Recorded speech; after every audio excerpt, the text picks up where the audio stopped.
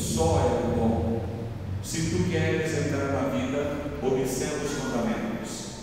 O homem perguntou: quais os mandamentos?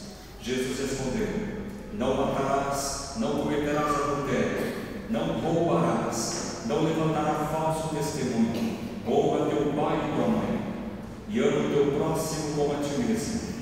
O jovem disse a Jesus: tenho observado todas essas coisas, o que ainda me falta? Jesus respondeu: se tu queres ser perfeito, vai, vende tudo que tens, dá o dinheiro aos pobres, e terás um tesouro no céu. Depois vem e segue. Quando viu isto, o jovem foi embora cheio de tristeza, porque era muito rico. Palavra da salvação.